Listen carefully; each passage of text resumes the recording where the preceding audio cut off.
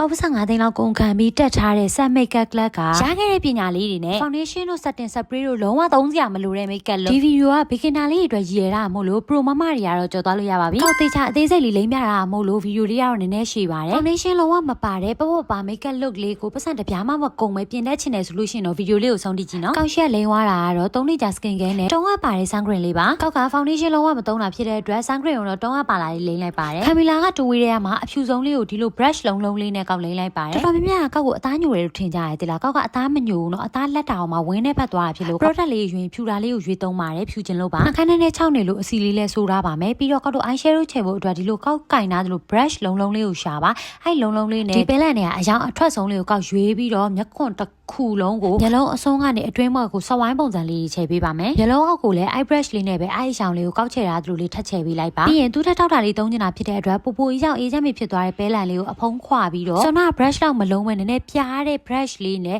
မျက်ခွန်တစ်ဝက်ကိုချယ်ပေးပါမယ်မျက်ခွန်အပေါ်အောက်ကိုချယ်ပါမယ်အောက်ကိုလည်းတစ်ဝက်ပဲချယ်ပါမယ်ဟိုးဝက်အရင်ထိမသွားအောင်နော်အဲ့ဒီမျက်လုံးချယ်ပြီးတဲ့အနေထားမှာကောက်နှာရန်လေးဖို့ကိုသတိရပါတဲ့အတွက်နှာရန်လေးကိုကောက်ပြရတဲ့အယောင်လေးပေါ့နော်အဲ့ဒီအယောင်လေးနဲ့ဖော်ပါမယ်ဒါကောက်ကိုလေးတင်တန်းတက်ထားပြီးတော့ဘလူးရီချယ်နေရလဲလို့မမေးပါနဲ့ကောက်စတယ်ပြောပြီးသားပါဘီဂင်နာတွေအတွက်ကောက်အလွယ်ကူဆုံးနီးလမ်းမဲ့သုံးပါပါကောက်ကိုယ်တိုင်လဲကောက်ထသွားထလာအမြန်အဆန်ဆုံးဆိုလို့ရှိရင်အဲ့လိုမျိုးပဲပြင်ပါတယ်ဆောနာအယောင်လေးကို brush ပြပြလေးနဲ့ချယ်ပြီးအခုကောက် brush အလုံးလေးနဲ့ပြန်ဖြန့်ပါမယ်လုံးဝတစ်ကြောင်းနဲ့ဖြစ်မနေအောင်ဖြန့်ပေးပါပြီးရင်နှာရန်လေးပို့ပေါ်သွားအောင်မျက်လုံးတစ်ခုလည်းအမြောင်းလေးရဲ့နှာခေါင်းထိပ်လေးရဲ့ကိုအကလာအနုဆုံးလေးနဲ့နည်းနည်းလေးလှုပ်ပေးလိုက်ပါမယ်လိုင်းနာအတွက်ကိုလိုင်းနာအစ်စ်မသုံးသေးဘဲနဲ့လိုင်းနာအတုလေးကိုဒီ brush ပြပြလေးနဲ့ဒီကောက်ဆွဲတဲ့ပုံစံမျိုးလေးပေါ့နော်မျက်လုံး outside တဲ့ပုံစံမျိုးလေးသူ့ရဲ့အရစ်အတိုင်းလေးပဲကောက်သွားပေးလိုက်ပါမယ်နှစ်ဖက်လုံးကိုအဲ့လိုမျိုးလေးလုံးပါပါပြီးရင်တော့မျက်လုံးလေးကပိုလှသွားတဲ့ EQ စာလေးကိုဖော်ပါမယ်ကောက် eye shadow အညိုလေးကိုမှကောက်ပြတာတလို့အလဲလေးကနေထောက်ပြီးတော့အရှိအနောက်ပြန်ဖြန့်ပါပါပြီးလို့ရှိရင်တကြောင်နဲ့ဖြစ်မနေအောင်အောက်ကဒီကောက်သုံးထားတဲ့အယောင်နုလေးတွေကိုအဲ့ line လေးရဲ့အောက်မှာနည်းနည်းလေးပြန်ဖြီမေးပါဖြစ်ပါတယ်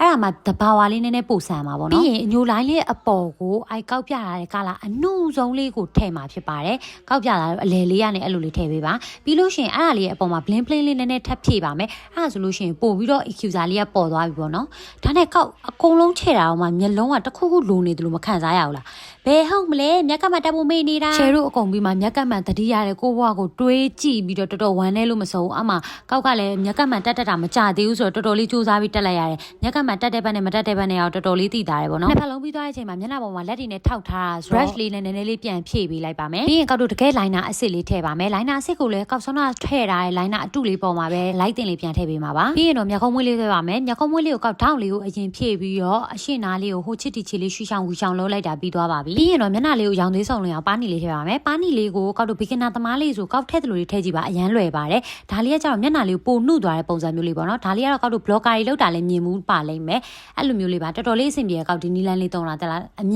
ြန်ဆိုပြီးသွားအဲ့လိုမျိုးလေးကြည့်လိုက်ပါနီမလဲရသေးတဲ့ဆွမ်းနာပုံနဲ့ဒီပုံနဲ့ဆိုတော်တော်လေးကွာသွားတယ်ပေါ့နော်ပြီးတော့ကောက်တို့မျက်တောင်လေးကိုကော့ပါမယ်မျက်တောင်လေးကိုကော့အတူတော့မတက်တော့ဘူးပေါ့နော်ကောက်တို့ပေါ့ပေါ့ပါလေးပဲဆိုတော့ပြီးရင်နှာခမ်းလေးဆိုမယ်နှာခမ်းလေးကိုတကယ်နှာခမ်းလေးအစင်မဆိုးခင်ကောက်တို့အညိုကောက်တို့ shadow လေးကိုနှာခမ်းကိုအရင်ဖြည့်ပေးပါမယ်အယောင်လေးညီသွားအောင်ပါပြီးရင်တော့အတွင်းသားဆိုးတဲ့နှာခမ်းလေးကိုအတွင်းသားလေးကိုကောက်ဆိုးသလိုမျိုးလေးဟိုတိုတီတိုလေးလုပ်ပြီးတော့နည်းနည်းလေးဖြီလိုက်ပါ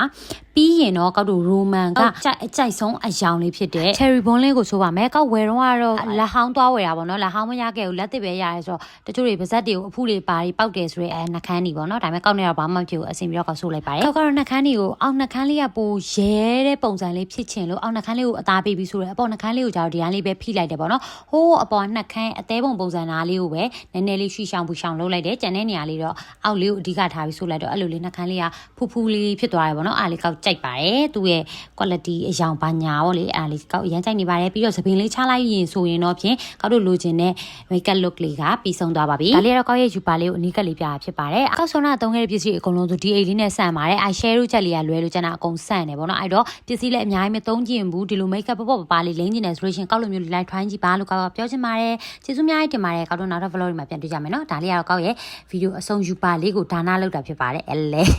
တတာအားလုံးပဲကျေးဇူးတင်နေအောင်ပါ